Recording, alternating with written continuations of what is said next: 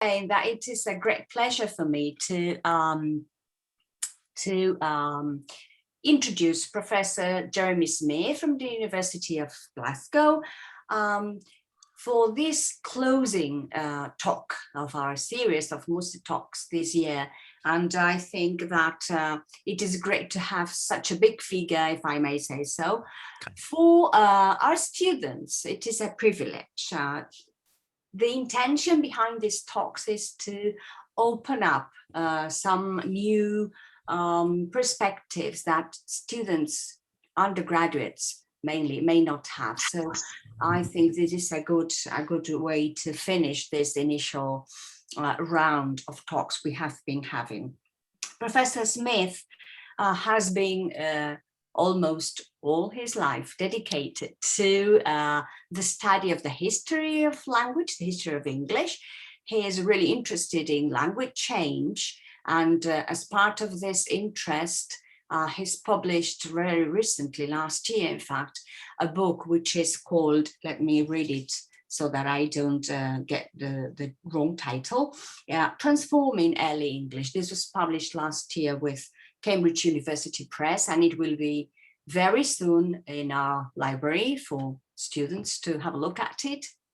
And besides this study, this interest in the history of English, he's extremely interested and an expert on texts and medieval texts, especially English and Scottish texts, and manuscripts, also printed books, and as such, the type of overview that he's going to provide today for all of us is precisely based on manuscripts and texts. And I am sure that we will enjoy this new look at text that Professor Smith is going to give us. So thank you very much again, Jeremy, for joining us, and whenever you want. Thank you so much, Isabel. It's a great pleasure and an honor to, well, I suppose you would call it be here, even if I'm not actually there. So it's a very strange sensation talking to you guys in this glass box situation, but there we go. Yes, I'm a very old-fashioned sort of bloke in lots of ways, because I have a chair in philology, and in philology is an old word in Britain. It simply means the ability to talk about texts and language and how they go together, and that's what I am. So I'm now going to share my screen, because what I'm going to do is show you some PowerPoints, and there's going to be some images and things that float around in there. So it's a bit of a PowerPoint fest, I'm afraid. I hope that's not too painful for you. So let me share my screen, the magic of modern science. And there we go.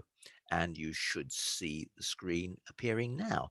I've changed the title a wee bit, because I thought to myself, what am I actually going to talk about as I got closer to the event?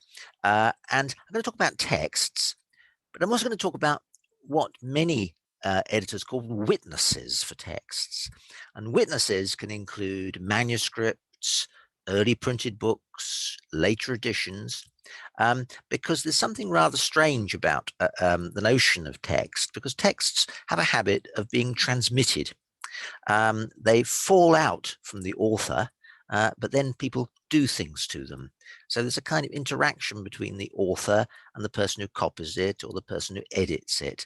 And it's that interface between the authorial output and what people do with them that is going to be a bit of a theme of today's presentation.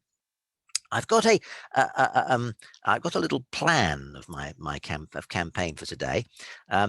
43 years ago, when I did my teaching preparation course, How to Teach, which seems like an awful long time ago, and it's disgraceful that I haven't been given any refreshment since then.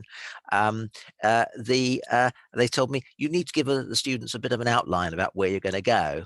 So I thought what I'd do is give you today's outline, and there it is. And I've chosen two case studies. One of them I'm going to talk about a bit more than the other.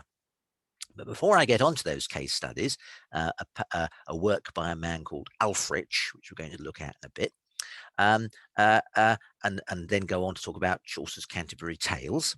I want to say a few words about this rather strange thing called textual criticism. It's a very old-fashioned phrase now, textual criticism. It's how those editions which you have bought or look at online, how they emerge. Because suddenly you think, oh, this is Chaucer, this is Shakespeare, this is Dickens, The Three Dead White Men, this is Virginia Woolf, this is James Joyce, all of these characters here. And all of those people you see there aren't actually James Joyce or Dickens or Jane Austen or George Eliot or anyone else. Sorry, I just dropped something. Or anyone else. What they are is the product of people who've come along and fiddled with them and presented them to you, the editors, you see. And worrying about editors is something that I've increasingly become conscious of in previous years. You see, in the Middle Ages, things worked a bit differently, because what happened was when an author wrote something and issued it, it then fell among scribes who began to do things to it. And indeed, some authors complain about it. Here's a very famous complaint. This is a very short poem, which is ascribed to Geoffrey Chaucer. Geoffrey Chaucer was always worried about this sort of thing. At the end of his poem, Troilus and Cressade, he says, "Go, little book," he says. A big, long book it is too, and he tells the book to go away. And he doesn't really control it after then. And this is him addressing his scribe. And his scribe, he calls him Adam. We're going to come back to that name in a bit. And he's Adam Scrivine. And I'm going to read this out to you. Adam Scrivine, if ever it they befall Boace or Troilus for to read newer, under the long lockes thee must have the scala, but after me macking thou read more truer. So oft to die, he mot thee work renew, it to correct and ache to rub and scrap, and all is through the negligence and rapper.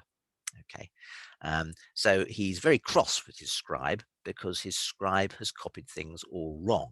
He said, if you've got to write his translation of Boethius or his poem called Troilus and Cressade again, he wishes, if you ever do this, he says, you must be plagued with a disease. He says the skull. The skull is a disease particularly subject to sheep. You see, so he wishes Adam to be afflicted with a disease of sheep, giving his hair a scratchy feeling. You see, under the long lockes, unless you write, he says, more correctly in accordance with my composition. So he's very cross with him. And he says, so every day I have to renew your work to correct it and to rub and scrape at it. Remember, he's writing on parchment. Okay, so he scrapes it off. And everything's because of your foolishness and indolence, you see, not very good, negligence and indolence. So he's very cross with Adam for doing this sort of thing. He doesn't seem to do it right. And that kind of complaint is a very notable one. This little poem survives in one copy from the middle of the 15th century, long after Chaucer died. And indeed, I'm sorry to say that it seems that some negligence and rapor has already affected it, because if you look at the third line down, here's a little grammatical feature for you. It's the long lockes. It should really be the longer lockes if you're really Chaucerian grammar, because a little e on the end indicates plurality. It's not there. So the scribe has already introduced an error into what was, if it's Chaucer, what Chaucer wrote. So authors don't really have much doing on this. That edition there, moreover, comes out of the Riverside Chaucer, an edition we're going to be looking at again later on. And the Riverside Chaucer, of course, doesn't reproduce what Chaucer actually wrote. Look at all that punctuation, punctuation marks all over the place. They're put in by editors. So all sorts of people have been in between us and Chaucer, not just Adam, that annoying scribe, or the man who copied the manuscript again in the middle of the 15th century, but also the editor. So texts come down to us through all sorts of other intervening individuals. There's a literature on this if you're interested, a rather lengthy one, and there's some references for you, which you could, if you're interested, you can look them up at some point if you want to, because all of those characters are people who've written on textual criticism. Talbot Donaldson, Reynolds and Wilson, Tim Mahan, and indeed myself. We've all engaged with these particular topics. People are worried about this sort of thing indeed since the Renaissance. And there are various names of individuals who've looked at it. And those are three I've chosen more or less at random. Poliziano, Politian, Angelo Poliziano, whose dates are 1454 to 1494, and Pietro Bembo have in some sense the founders of this notion of textual criticism. And what the textual critic wanted to do was to try and get rid of these errors, these mistakes, these foolishnesses that have been put in by these scribes. They say, we want to get back to what the author writes. That's what they want. They say, this is what we should do. And indeed, some of the more eccentric were a bit extreme. The third of those figures there, a much later figure, Richard Bentley, was one of the most notorious of these. Richard Bentley edited Milton. That's his edition of Milton's Paradise Lost, and that's him sitting to the left. A very bad-tempered man, Richard Bentley, apparently. He had made many enemies during his time, and that was probably why his edition of Milton was much criticised. I don't know how many of you know the story of how Milton, John Milton, the poet, in the middle of the 17th century, came to write Paradise Lost. By the time he wrote it, he was blind, poor chap. So he dictated it to his daughters. And that's the famous story about how he produced Paradise Lost. Now, Richard Bentley was of the view that what had happened was that poor blind Milton had dictated it, and then his daughters had written it down all wrong. They'd introduced lots of errors. So what he decided to do was to say, right, he says, I'm going to try and reconstruct what Milton really intended in this text, rather than looking at these witnesses who've got in the way, these people who are there and have confused us, you see. And indeed, he makes a big claim about it. He says this, these small improvements, he said, will be found in the present text, which challenges to be the truest and correctest that has yet appeared, not one word being altered in it, but all the conjectures that attempt a restoration of the genuine Milton, cast into the margin and explained in the notes. So he read out his free choice, whether he accept or reject what is here offered him, and this without the least disgust or discontent in the offerer. And that's what Richard Bentley had to say. There's an interesting story to this rather insane edition.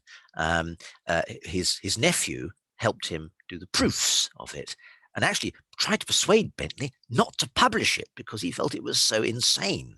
But Bentley would do it, and immediately afterwards, all his enemies fell upon him in print and attacked him for his folly. And they included people like Jonathan Swift, the man who wrote Gulliver's Travels.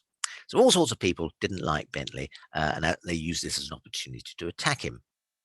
But in many ways, what he was trying to do was the foundings of modern textual criticism, which is what you will see if ever you buy an edition of Chaucer or Shakespeare or Milton or Dickens or George Eliot or Jane Austen or Virginia Woolf or whoever. Editors have come into the play. The most notorious people who ever did this were the folk who worked on the Bible. And the trouble with editing the Bible is that it's a religious book. And therefore, it brings into play all sorts of worries about the Word of God. Bentley tried to do that too. And he actually produced a thing called the Proposals for an Edition of the New Testament, which appeared in 1720. And he actually introduced a whole series of notions which are now used by editors of texts to produce what they call the critical edition. Collation of witnesses, the creation of family trees of manuscripts, the earliest recoverable version of the text, now known as the archetype, and emendation, whereby common sense and judgment and taste are deployed to purge the archetype from obvious errors. Okay, and these notions underpinned the things that took place in the 19th century when the whole notion of editing became placed on a scientific basis. And the people who are associated with this are people like Karl Lachmann, who worked on medieval German romances, Bédier, who worked on French romances, French writings in the Middle Ages, the poet A.E. Housman, who edited such things as the satires of Juvenal, classical writers, and the people who I put there at the top there, Benjamin, Westcott, and F.J. Hort, who were the people who produced the great edition of the Bible in the middle of the 19th century. And their edition of the Bible shook more people's faith than Darwin's Origin of Species, because what it did was to say, look, the Bible has been subject to textual corruption and intervention by all sorts of scribes and people who've got in the way of the word of God.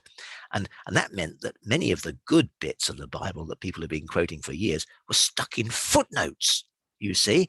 And people felt, well, surely the Bible hadn't been subjected because God was protecting it. No, said Westcott and Hort, he hadn't been. It's a human product.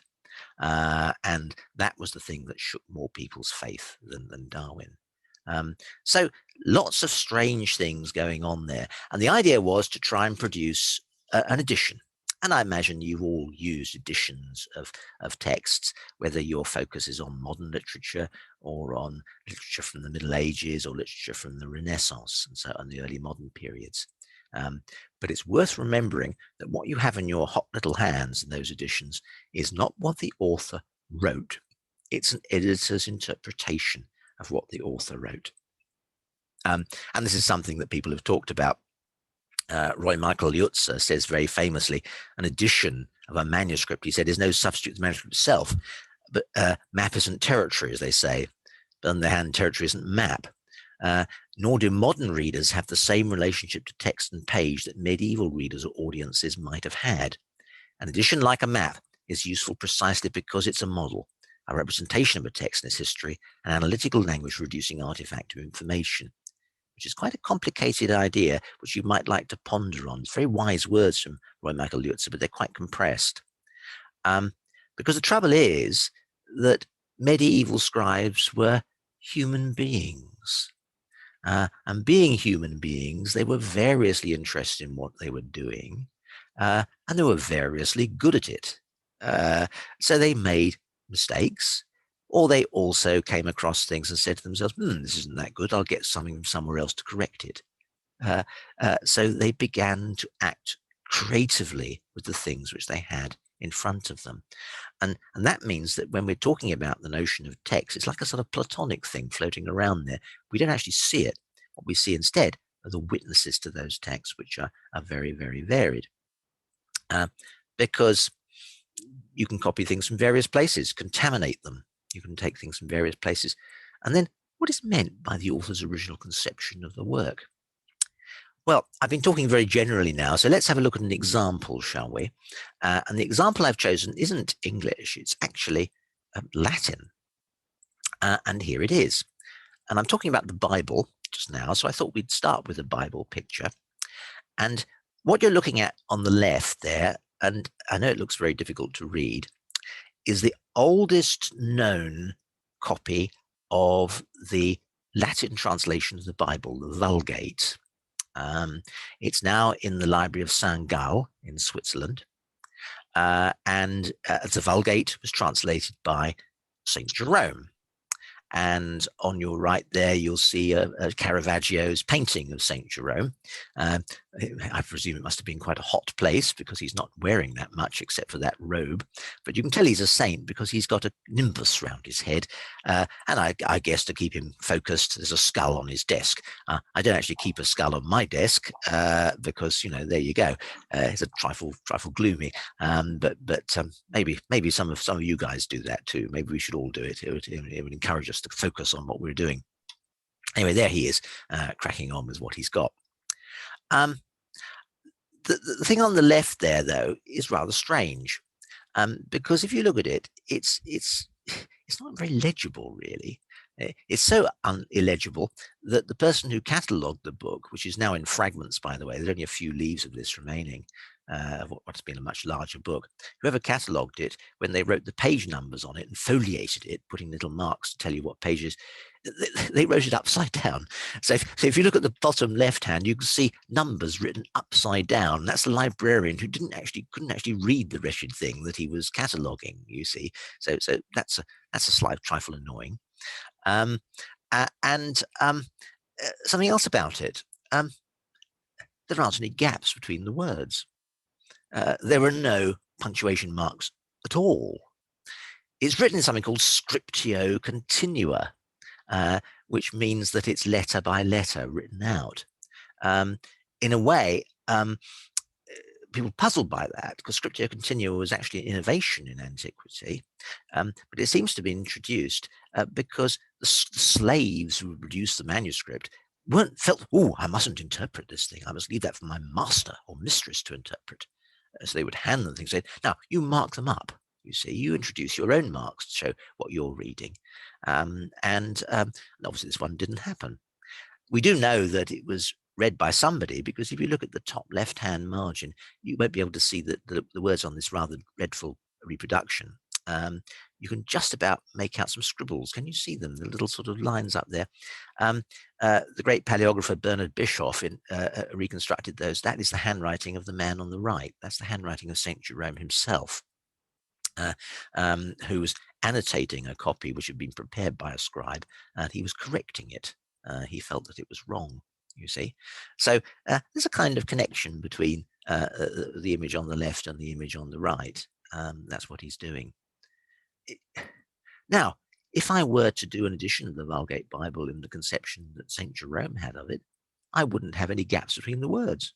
I wouldn't have any punctuation at all, because that's how he conceived of how the book would function.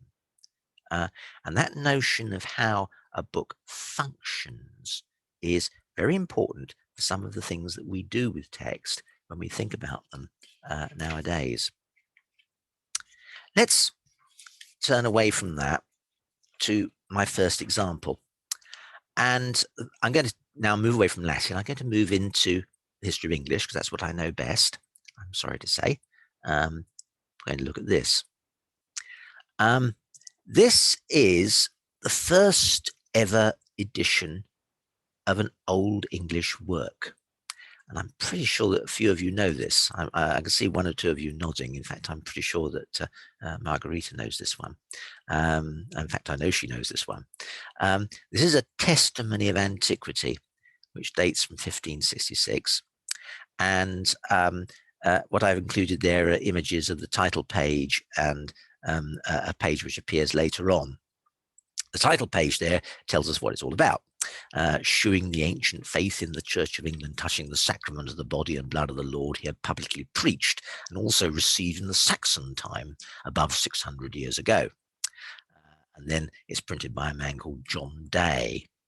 Now, there's a bit of a puzzle on this particular object, this particular text. You know, like, why? Well, the reason why they're publishing it this time is because in 1566, there's a bit of controversy going on. And that controversy is associated with the Reformation. This is a slightly tricky point to talk about, of course, because people have different religious views. And there are religious views in Spain and religious views in the UK, and they are very varied. So I'm going to speak in a kind of detached way about all this. Roman Catholics are of the view that there is a real presence on the altar. And the real presence on the altar is that though the bread and wine, the wafer and wine, look like a wafer and wine, they are really the flesh and blood of Jesus Christ. Protestants are of the view that they're really bread and wine. And it's a memorial feast. And this debate in 1560s was a very live issue. And indeed, you could be burned at the stake or hanged for thinking otherwise, if that's what it was saying, at least saying otherwise during that period. And this little book was published as part of that debate. It was published as part of that debate for a very interesting reason. It is because it's an edition of a homily by an Anglo-Saxon writer called Ælfric, who was active around about the end in the end of the 10th century. Okay. Now, what's going on? What's going on here? Well, what's going on here is that Ælfric wrote a homily. It's a homily on Easter Sunday. And his homily on Easter Sunday It's homily on Easter Sunday. It necessarily talks about the Eucharist, the Mass. He doesn't say anything about the real presence on the altar, and that's because at around about the year 1000, when Alfred was writing, people hadn't really thought about the real presence on the altar in that way. It hadn't been formulated. Okay, so what the editor of 1566 wanted to do was say, now look, he said, back in Anglo-Saxon times, the times of old English writers, they hadn't thought of this. Therefore, it must have been put in later by the Roman Catholics, you see. So people get very excited about it, and that's what it's all about. But they do something else that's rather strange. What they do else is strange. They think to themselves, right, well, I want to make this text look old, but it's in print. But it's old, but it's in print. They didn't have print in Ralphridge's time. So they invented a special font, a typeface, which made it look old.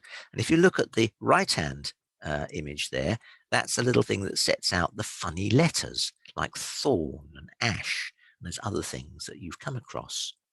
Okay. And when you think about it, that's a really strange thing to do.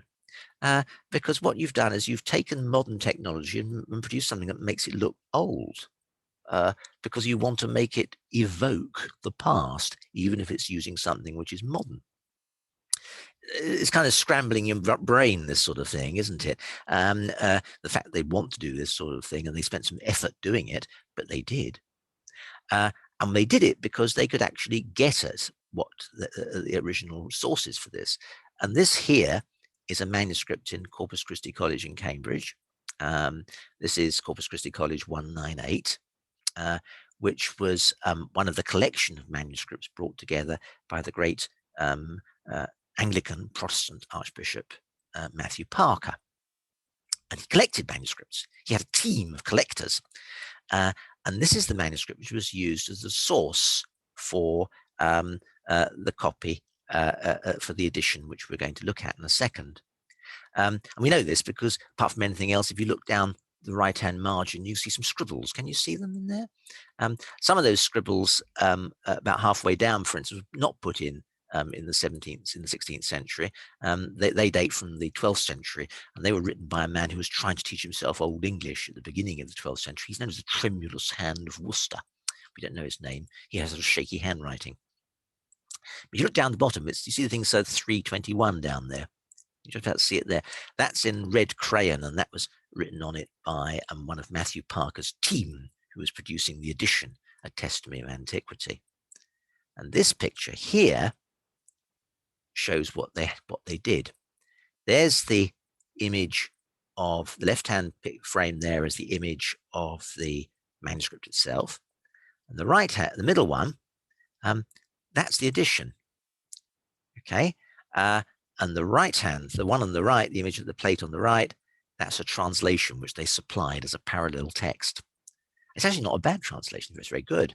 And what people seemed to do was someone actually taught themselves Old English and read through a complete quantity of Old English to find this one text, which they could then print as part of a controversy about the real presence on the altar. I think the only thing you can say about this is it's obsessive scholarship, and that kind of obsessive scholarship was done because people thought this was important. It was a way of saying, yes, we in the Church of England, we've got it right, whereas everybody else in Europe got it wrong. You see, it's a sort of tradition. You may recall that we've had our ups and downs politically in the UK in recent years. Some of us may recall our controversy about the thing known as Brexit. The only reference to Brexit I will make during the course of this this presentation. Bless us. Plus ça change. We've always tried to do things in a thrawn, backward sort of way, and there we go. But what you're seeing here is an attempt to reproduce it. It's not a reproduction. It's not an exact reproduction because it can't be. It's print rather than manuscript. They actually divide the words up differently. Letter division was a little bit uncertain in the year 1000 when this manuscript was produced. but they've tidied it up. So someone has really worked hard to know their Old English here. They've tried to keep the punctuation of the original, and they've replaced it properly on the right there in the translation. So all sorts of interesting things are going on in the dynamics of that transition. But isn't that interesting what they were trying to do? Okay. Now, my last example I will turn away from is the Canterbury Tales. And I've got some rather dodgy pictures of the Canterbury Tales taken on my phone here, which I thought I'd share with you. One of the things about the Canterbury Tales is, of course, we're used to reading it in modern editions. You see, just as I said before, my edition is the Riverside edition. I should have put a print in that just to show you what it looks like, but it's a bit tatty now, so my copy, so it doesn't look too great. Well, why not? I know as I'm being recorded, but a brief second while you get a view of my bookshelves, and I reach over here and pick up one. Hang on.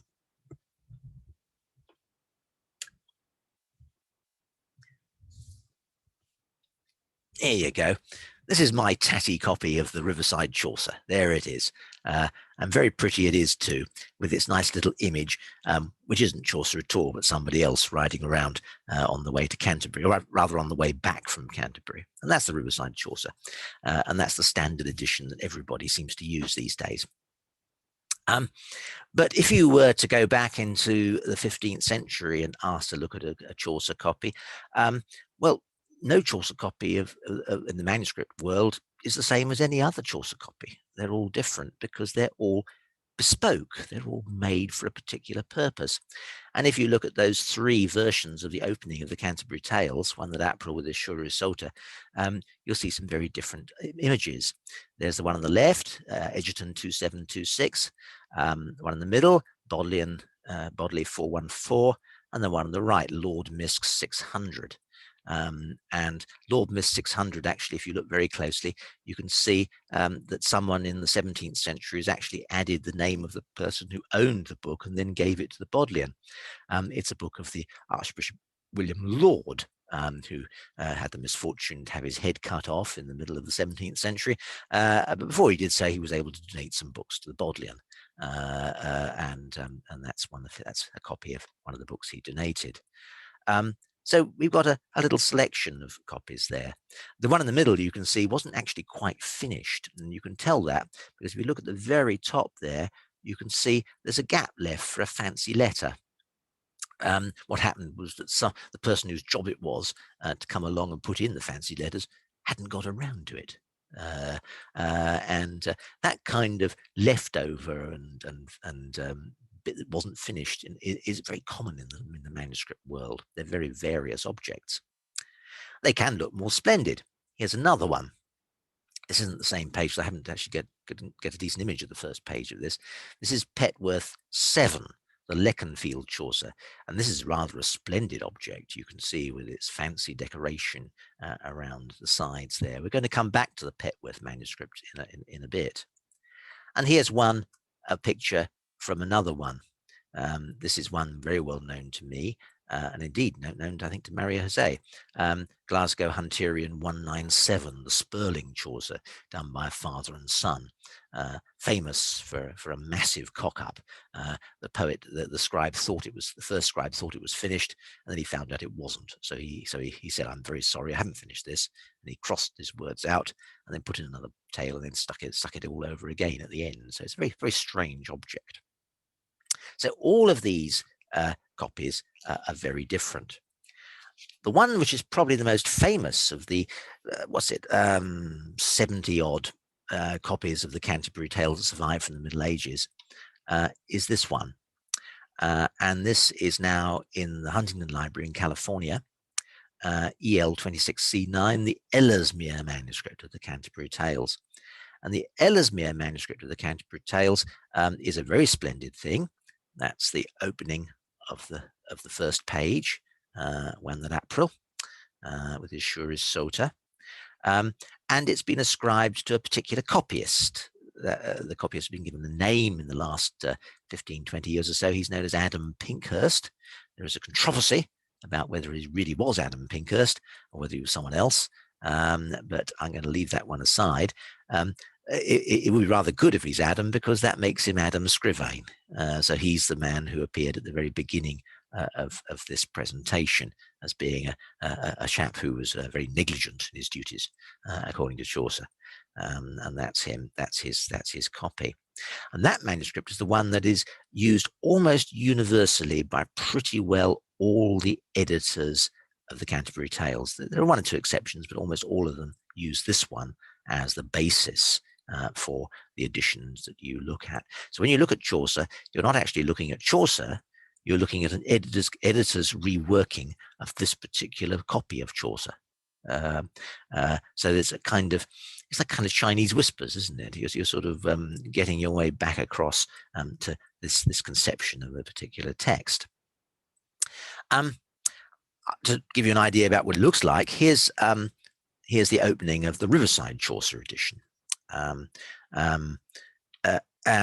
Forget the bullets, by the way. I keep on forgetting to remove them when I do a transcription. It's just annoying, but there we go. This is the opening of the Canterbury Tales.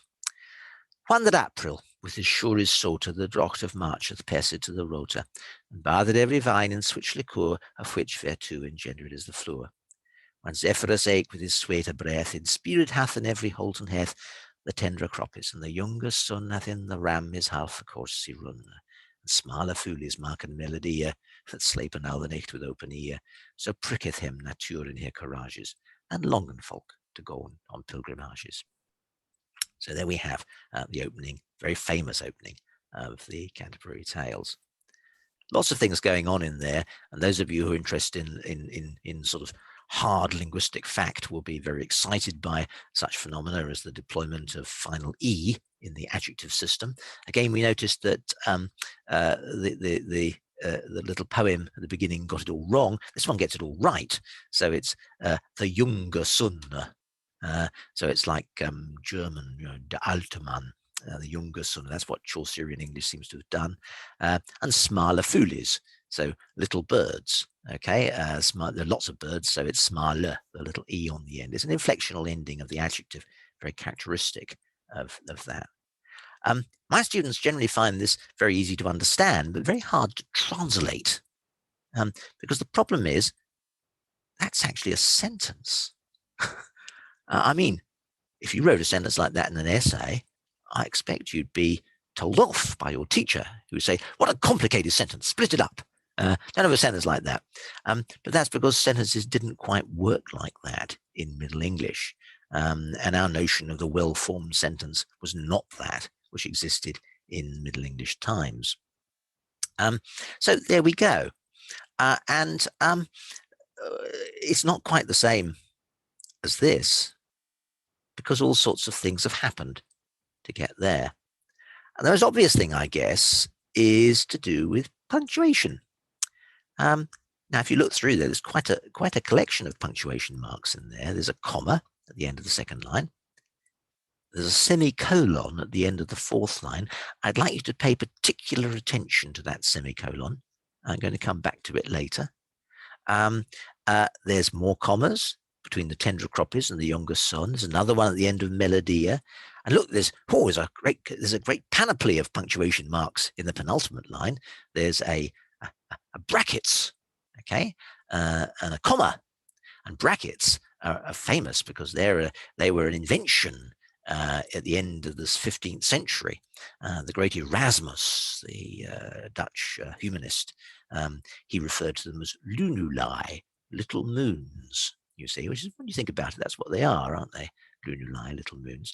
And that's what he said about them. So there's lots of things going on there. The editors have been very busy in putting in their marks, and they've given it capital letters for Zephyrus and Ram and March and April. Okay, so they've been busy. Why do they do that? Why do they spend all that effort putting that in, putting those marks in? Well, the reason they do it, presumably, is because for this reason. The primary purpose of punctuation is to resolve structural uncertainties in a text and to signal nuances of semantic significance which might otherwise not be conveyed at all, or would at best be much more difficult for a reader to figure out. which is what the great Malcolm Parks has to say about the purpose of it. I'm sure you don't have this sort of problem because you're terribly well taught, but I know that my students occasionally struggle with such tricky notions as the comma. And I think I put that down. I'm sorry to say that I put that down to teachers at school, because as you know, we pedants, we correct people's essays by saying you put a comma in to mark off a subordinate clause from a main clause, or you put a comma in when you have a list. Okay, but if you want two main clauses, you link them with a semicolon. And all of that, of course, is because we have a notion of punctuation which is primarily grammatical. Okay. When I was taught to put a comma in at school, I was told you put it in when you take a breath. And that, I suppose, is a rhetorical notion, to take a breath. I don't really breathe through my fingers. So it obviously is something which takes the notion that the written language is somehow secondary to primary speech, that you talk first of all. And that's why people often talk about that being rhetorical punctuation. And indeed, punctuation practices seem to derive originally from those marks which were used for marking up text for oral delivery, most notably in musical texts. And the terms posituri were used for pointing of works for celebrating the liturgy, or many of it relating to the neumes, this early form of musical notation. So there is a notion of punctuation which has always had this tension between the rhetorical and the grammatical. And indeed, when people talk about sentences, it's worth remembering that the notion of the sentence is one which has much to do with the notion of oral delivery. The period was obviously grammatical, but it was also a distance. And terms like period or full stop, as we say in England, as opposed to period, which is what they say in the USA, or the notions of colon and comma, which we think of now as little marks. Originally, these were units for utterance, rhetorical utterance. But you didn't have to use them. Do you remember that manuscript Petworth 7 we saw earlier on? Well, that's the opening of the Canterbury Tales as it appears in Petworth 7. There's no punctuation at all. Obviously, the scribe felt there was no need for punctuation. It was simply unnecessary. And indeed, we know this scribe active in other manuscripts, and he likes not using punctuation. He simply doesn't use it. So there's none. Or you can do this sort of thing. And this manuscript, by the way, dates from roughly the same time as the Ellesmere Manuscript. Here's another one dating from roughly the same time. This is Harley, 1758. And this scribe simply uses a full stop or a period mark or a point halfway in the line and at the end. And that's just because it's to do with meter. It's to do with marking metrical units. So he's more interested in meter in marking it up. And when you look at the punctuation of the Ellesmere Manuscript, you get that. And the Ellesmere scribe likes to use something called the virgule, the sort of diagonal mark. And there it is, noting about in there. And that seems to be largely to do with rhetorical delivery.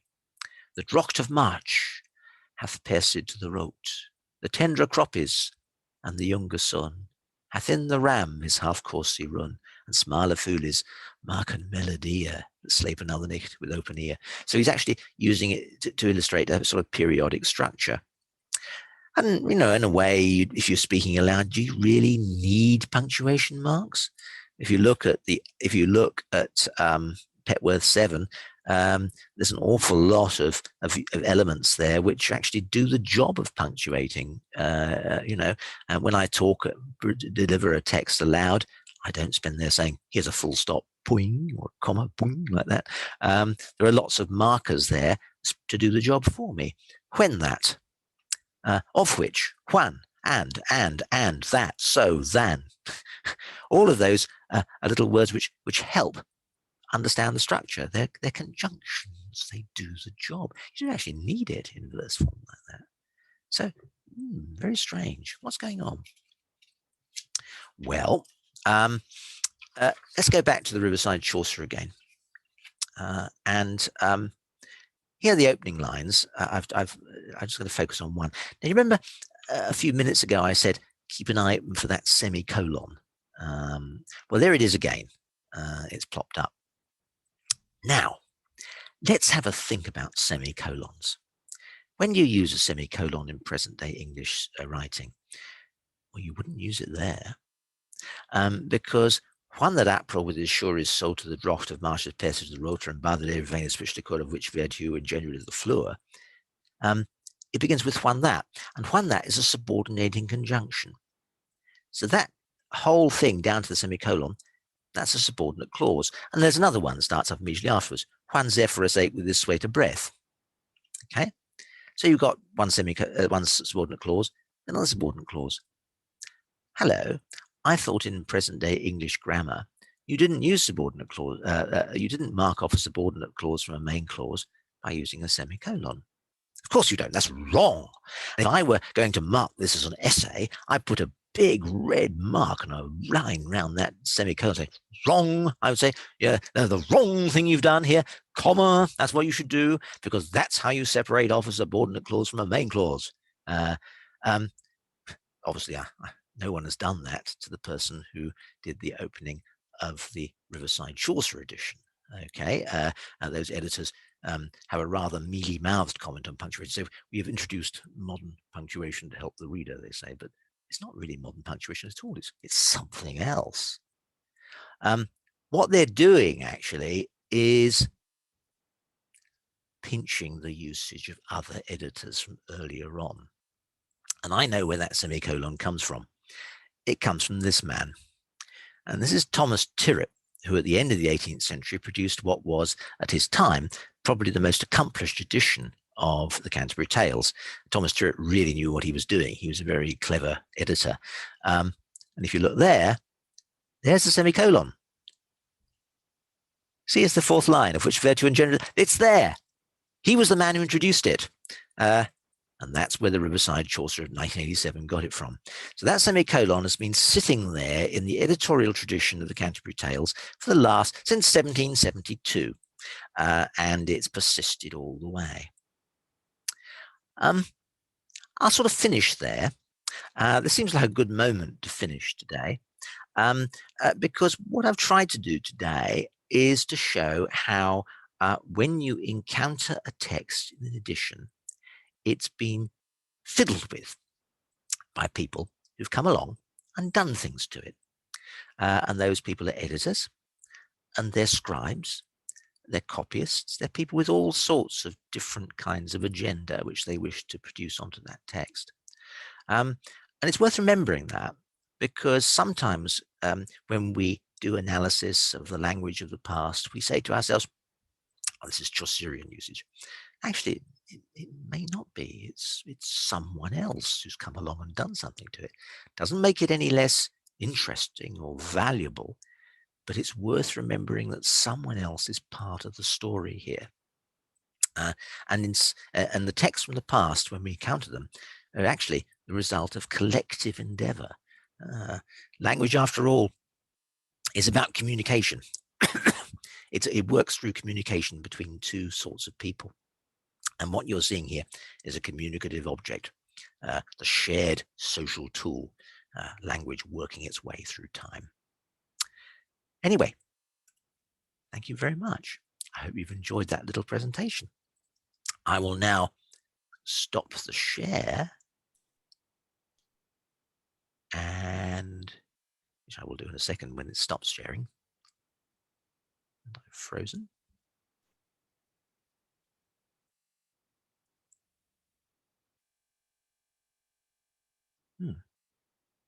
There you are. There I come back. I came back, and I'll stop recording.